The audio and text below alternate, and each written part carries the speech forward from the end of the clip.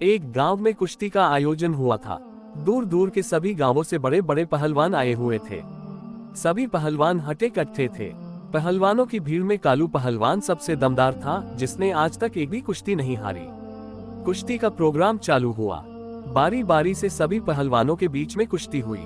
कुश्ती के अंतिम पड़ाव में सभी पहलवानों को कालू से भिड़ना होता था, लेकिन कालू के सामने कोई टिक नहीं पाता था। आखिरकार इस कुश्ती प्रतियोगिता का विजेता भी कालू ही रहा। गांव के सरपंच ने कालू का हाथ ऊपर कर उसे विजेता घोषित कर दिया और इनाम की 5 लाख को स्वीकार करने के लिए मंच पर बुलाया। कालू भरी भीड़ में चिल्लाते हुए बोला कि क्या इस भीड़ में कोई ऐसा बंदा है जो मुझे हरा सकता है? अगर मुझसे जीत गया तो ये 5 लाख उसके, और अगर हार गया तो उसको मुझे 1 लाख रुपए देने होंगे। क्या किसी को ये चुनौती मंजूर है? भीड़ के सभी नौजवान एक दूसरे का मुंह देखने लगे। कोई आगे नहीं आया।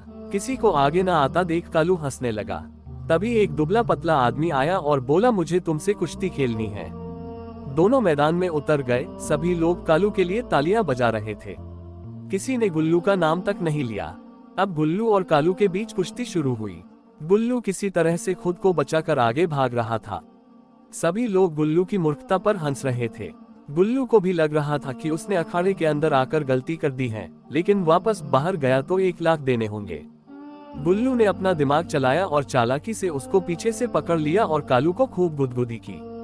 कालू ने किसी तरह उसको छुड़ाया और सामने ले आया।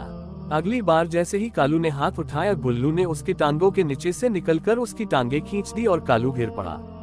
भीड़ अब गुल्लू गुल्लू करने लगी। कालू ने अपना होश खो दिया, लेकिन किसी तरह वह खड़ा हुआ। एक बार फिर दोनों आमने सामने थे। एक बार फिर गुल्लू ने कालू की टांगों के नीचे से होकर घुटनों के बीच दे मारा। कालू गिर पड़ा और फिर खड़ा नहीं हुआ। सरपंच ने गुल्लू का हाथ ऊपर किया और उसको विजेता घोषित किया।